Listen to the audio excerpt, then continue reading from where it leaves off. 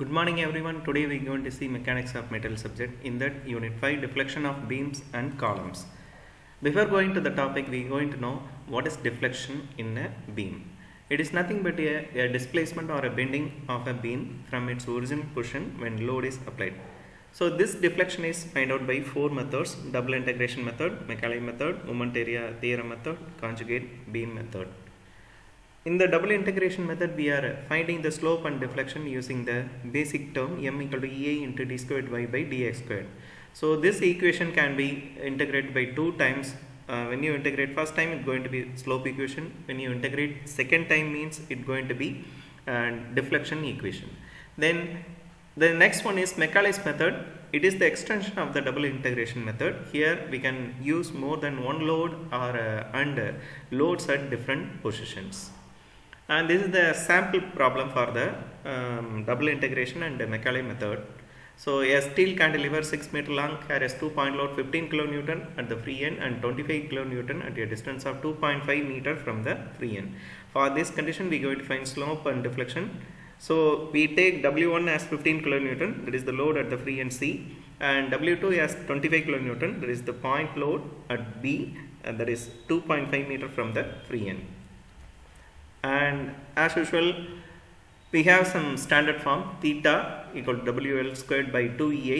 So in this is the double integration method standard slope equation.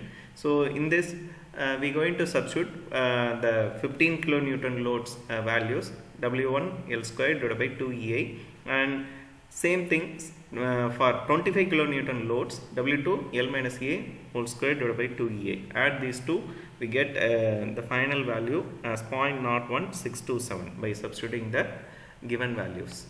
And this is the standard deflection equation in the double integration method. So WL cube by 3EA. For the first load 15 kN, going to be W1 L cube divided by 3EA. For the second load 25 kN, it's going to be W2 L minus A whole cube divided by 3A plus W2 L minus A whole square divided by 2EA into A. Substitute all the values, add these two, get the final value as 70 mm. And coming to the same problem using Macaulay's method, we have a standard equation mx equal to minus W1x minus W2x minus A.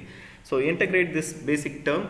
For first time, it's going to be slope equation A into dy by dx equal to minus W1 x squared by 2 plus C1 minus W2 x minus A whole squared divided by 2. So when you integrate the same slope equation with respect to x, it's going to be deflection equation, that is Ea into y equal to minus W1 x cube by 6 plus C1x plus C2 minus W2 x minus A whole cube divided by 6. So C1, C2 are the constant. For finding these two, we are going to use boundary conditions, that is when x equal to 6 meter, substitute slope dy by dx equal to 0. When x equal to 6 meter, substitute y equal to 0, that is deflection is 0. So first we are going to find what is C1. Using the first boundary condition in the slope equation, substitute the values, you get C1 as 4.23 into 10 power 11. And for finding the C2, apply the second boundary condition in the deflection equation. So you are going to get finally as minus 1.82 into 10 power 15. Substitute these two in the equation. We can get the values as slope as C1 by Ea equal to 0.01627 radians and slope y equal to C2 by Ea equal to minus 69.975 mm. So in the both the cases, double integration in Macaulay, the values coming as almost close to the derived values. And coming to the next topic, column. Column is a long vertical member and it can bear the compressive load. So in this, we are going to find the crippling load, that is the bearing load of the column before it going to fail. So there are two kind of columns, one is long column, another one is short column. When the LE by K value is greater than the 50, it's going to be long column. When it is less than 50 means it's going to be short columns. So we are arrived at some conditions, that is both end hinged, both end fixed, one end fixed, another hinged, and one end fixed, another free. Using these conditions, we can calculate the crippling load. So the crippling load is nothing but a maximum axial compressive force it can withstand before it suddenly buckles and fails. So there are two methods we are going to use. One is Euler method, another one is Rankine method. So these two are used to find the crippling load. So this is the sample problem. A strut of 2 meter length is made up of aluminum tube and has a 32 mm outer diameter and 4 mm wall thickness. Use factor of safety as 2, A equal to 1 by 7500 and sigma C equal to 550 megapascal. Determine the load for the following conditions, that is when both ends are fixed and both ends are hinged. So in the case 1, we are going to find the basic terms A and I using the standard formulas pi by 4 d squared minus d squared and pi by 64 d squared minus d power 4 minus d power 4. So find those things and substitute. Coming to the case 1, both end fixed. You also have to find the K value using the formula root of I by A and slenderness ratio LE by K.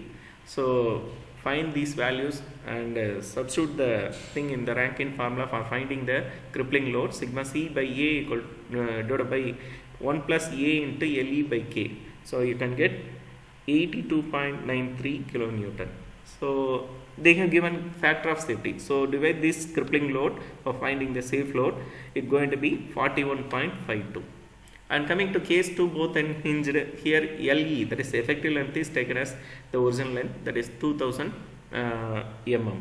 So as usual, find the radius of gyration, slenderness ratio, substitute the thing in the Rankine formula. So the value is 30.55. As usual, divide the thing by factor of safety, you can get 15.25 kilonewton. Coming to the second problem, there is a comparison of crippling load by Euler method and Rankine formula method for the given data 40 mm outer diameter, 2 meter length, and take A equal to 1 by 7500 and sigma C as 300 megapascal and E equal to 200 gigapascal. Assume both ends are hinged. So as usual, find the basic terms A, I, K, lambda, everything using the basic formulas and substitute the thing in the Euler and Rankine formula.